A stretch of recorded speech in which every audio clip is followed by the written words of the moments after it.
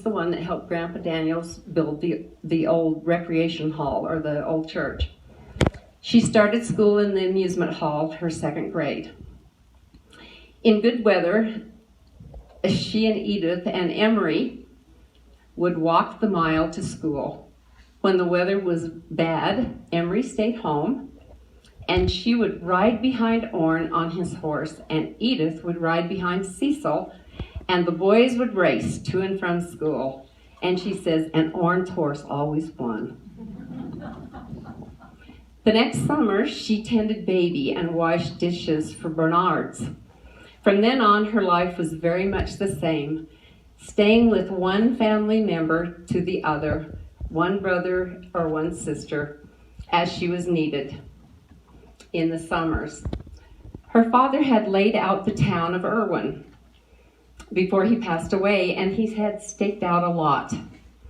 The boys got logs and built their mother a home, a two-room house on one of the lots. The house is still standing there. It's a log house down by Uncle Lake Jacobson's.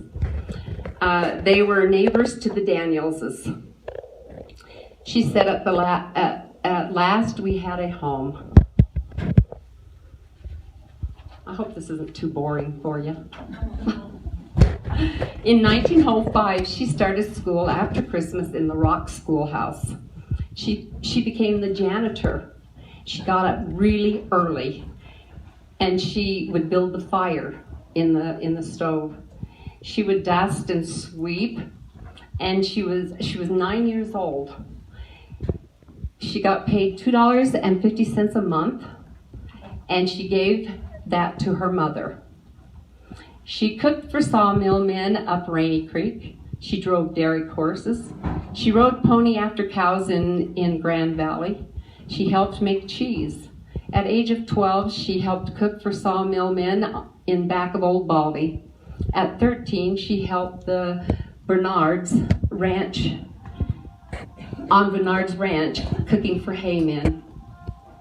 She said she remembered, and she also, Grandma Jacobson was cleaning the church at that time, and she also helped Grandma clean the church, and she washed clothes for people in the valley, especially she always called them old bachelors, and on a board. She said that she remembered they were so poor that they couldn't eat the eggs. When they gathered the eggs, her mother would save the eggs out for cooking, but all the other eggs had to go to the store to trade for things that they needed. But this one Easter, the town had a big Easter egg hunt, and I guess people boiled eggs and dyed eggs all over the valley, and they brought them. Leora, it was to the school, wasn't it? To the Rock School. And she said they were so excited because they got to find the eggs and they got to keep what they found and they got to eat them. And she said the boys ate 16 eggs. Uncle Orrin ate the most. Yeah, and Uncle Orrin ate the most. That's why his horse always won the race. She became very good friends. In fact, she says, I became bosom buddy with Stella Daniels, and in fact they were more like sisters, and this was my grandfather's sister. And she said when they pulled water from the well, Stella in her yard and Graham in hers, they would sing and holler back and forth to each other. And she said they played house, and when they played house, she said Lewis was always my husband. She had such a crush on Uncle Lewis. And she said that they played paper dolls. They would cut the paper dolls out of old magazines and stuff. She said that Grandma Daniels would make Stella a new dress, and she always included her. She would always make her a new dress, especially for the holidays. Grandma Daniels taught Graham how to sew, and we all benefited from her sewing, Graham's sewing. I don't know if there's anybody here that did, but I know we all did. We wore hand-me-down coats that were made over. We wore dresses that she made for us. In fact, we probably would have been pretty naked if we hadn't worn the clothes that she made for us. She said that, wait just a minute. Lose my place. See, it's my own writing, but I can't read my writing.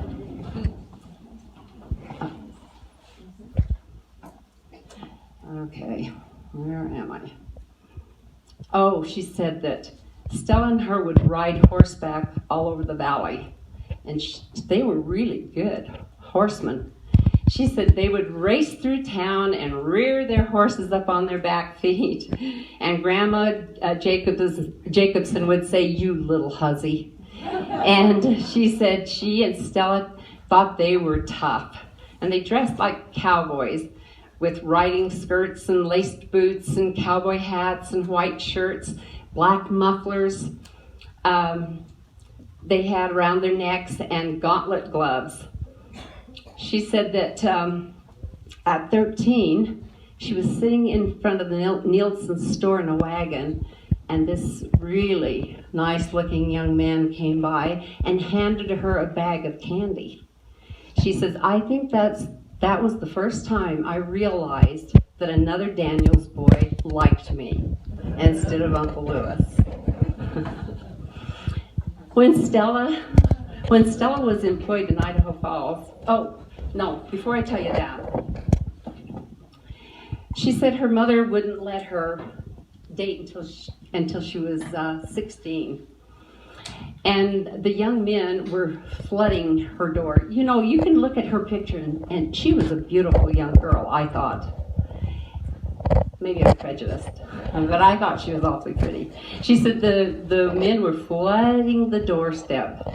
She says mothers always took their daughters to the dances, and they would sit on the sidelines and let the girls dance. And she says we would dance and flirt, and she said especially me. So I guess she did her share of flirting. One night, a few months after her 15th birthday, she and her mother were leading the dance, and a young man ran up and took hold of her arm and said, "Mrs. Jacobson, I'm taking Dora home."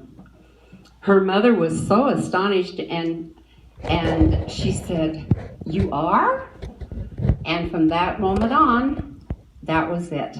The next Friday night, dance night, a knock at the door came, and Grandma went to the door, and he says, "I came to take Dora to the dance." She said that began a 4-year courtship, horseback rides, boat floats on the river, and once his sister Stella, and this is in her words, once his sister Stella and I spent a week with him and Jim Jones on Fall Creek, riding, hunting, and having a glorious time. Grandma Daniels and Stella had to talk my mother into it.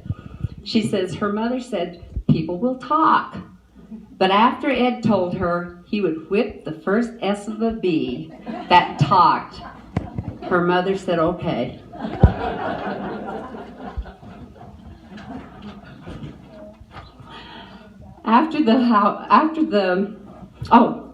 And now I have to go back. Stella got a job in Idaho Falls, working as a cook in the hospital, Fuller Hospital. Does anybody remember the Fuller Hospital? I don't.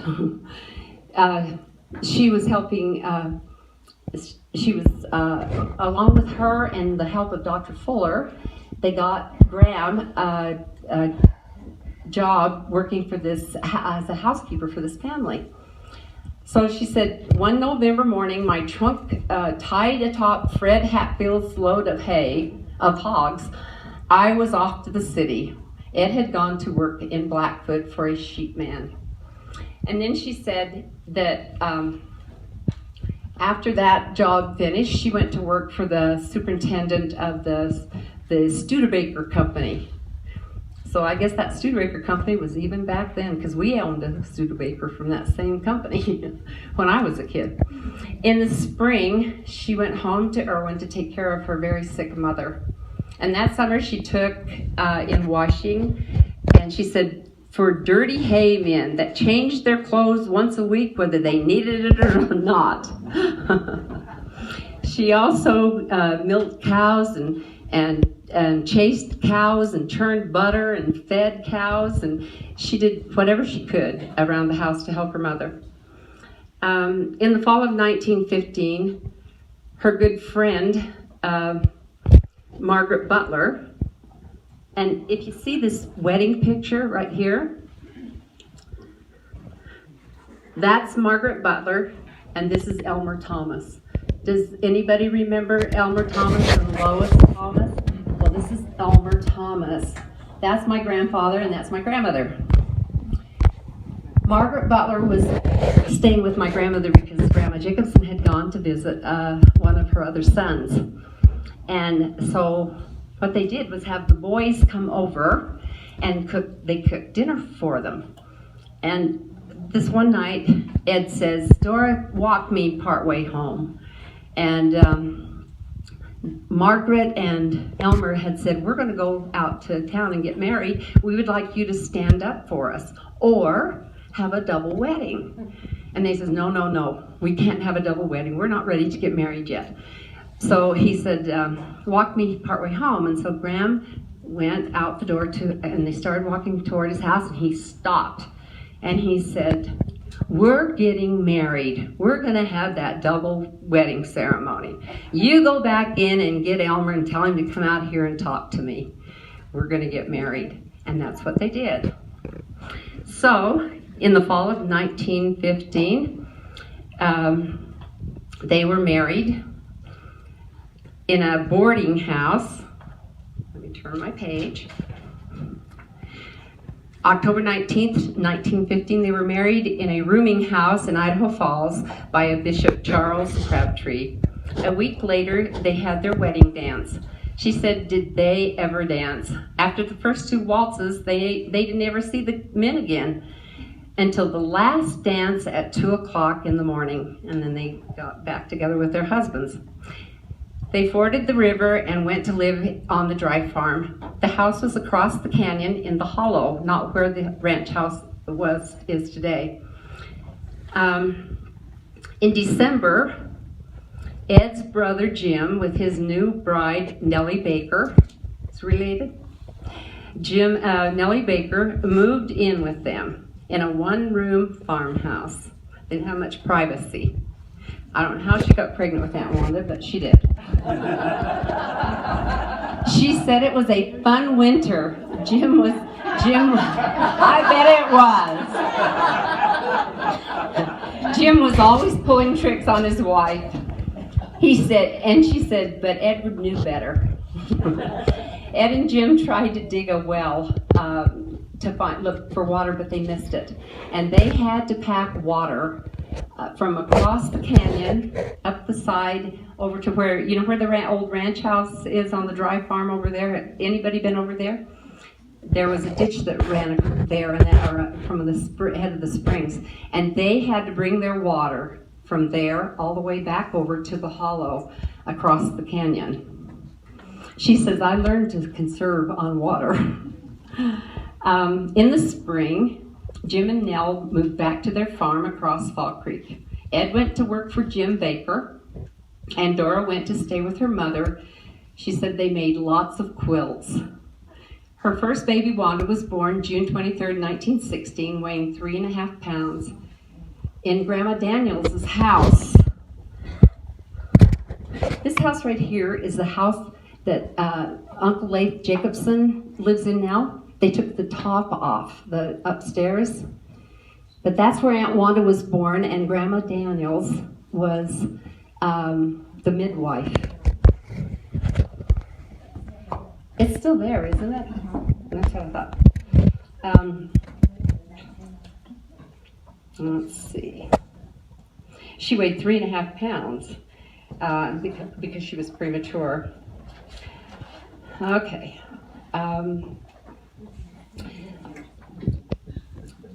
She said that summer she was alone on the ranch as Ed was working elsewhere. Seemed like even though you dry farmed or farmed, you always had to have a job someplace else to make ends meet.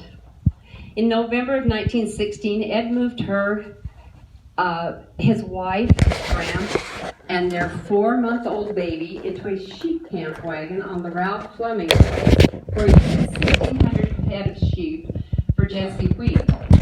Hauling the hay from all over the lower valley, Dora would drive the horses and put Aunt Wanda in the bottom of the wagon in blankets, and he would throw the hay. And that winter, she said, the snow was over the fences. And once it got 50 below zero, can you imagine, for several days. And we think we have it bad. In fact, I'm dying right now. It's so hot in here. Ed hired out to work for Robert Cornell. Dora cooked for the haymen. That turned out to be her life story. The farmers on the side of the river helped each other farm. They helped each other plant their crops. They helped each other put their crops up. They went from farm to farm, putting the hay up or the grain up or whatever they did. And the women cooked the meal for sometimes up to 20 men. And they would set up tables, makeshift tables outside under the trees. And they would, and this is what kills me, we all complained so much. They had to kill the chickens in the morning, pick the feathers off, got them, and then cook them, and then serve them for dinner. Now, how would you like to have to do all of that? That'd be Kentucky Fried all. They even helped each other take their crops out to Ryrie and Idaho Falls to sell, and then they would bring supplies back.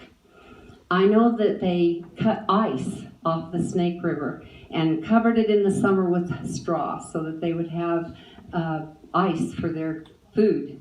And they would cover, there was always a big snowbank out by the house, and they would cover that with straw. And it would last most of the summer, where Graham would keep her milk and stuff cold. She said the men worked hard, but the women worked harder.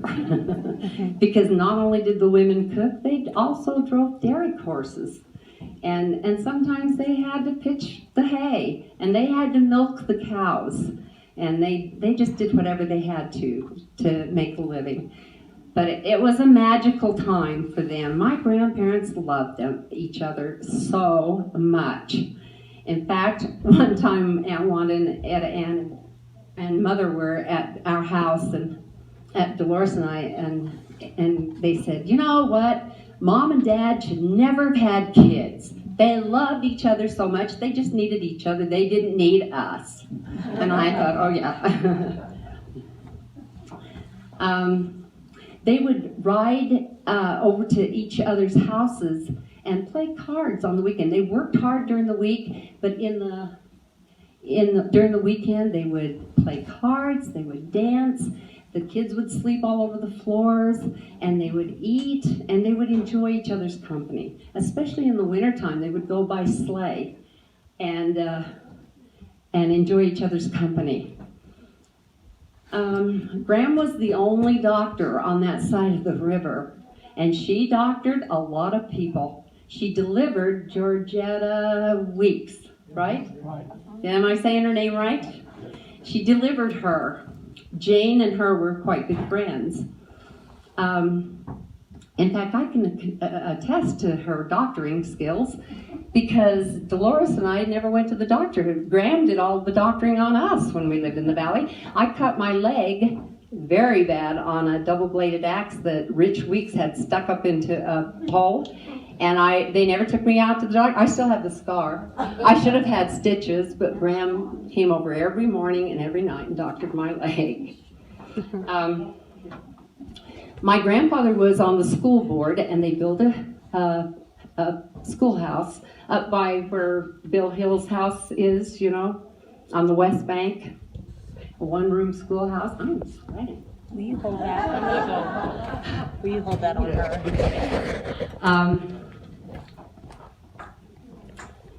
Okay, let's see. In December 4th, 1918, my mom was born. And she was born in Grandma Jacobson's log house down here.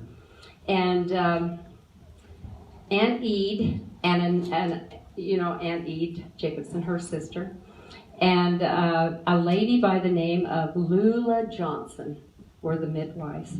Because Grandma Daniels was up Palisade delivering a baby for Aunt Lyd and Uncle Oliver. Oh yeah, he delivered the twins. I mean, she delivered the twins. Sorry. Anyway, she was born in that, and she weighed 2.5 pounds. Gran always had small babies, premature babies. They kept my mother alive by putting her in a little box lined with flannel, and they put her on the oven door to keep her alive. Nowadays, look at all the equipment they had to have, and they kept those little 2.5, 3.5 pound babies alive. Miracle. She said the next winter they took a job in Blackfoot to work for Mike Barkley, feeding sheep, and she says, I had 15 men to cook for and 2 babies. They decided they could stay and work their own place after that. It was so hard moving around. On December 4th, 1923, she gave birth to another daughter, little Linny, and she said she died on January 13th, 1924. She only lived 3 weeks. She's also buried in the Swan Valley Cemetery. Life went on smoothly then. She said Ed was on the school board, and they built the school up on the hills place, and the girls skied to school, and they just had such a wonderful time. My mother and Aunt Wanda herded sheep all over that side of the mountain. They would ford the river and go up to Pine Basin to the dances.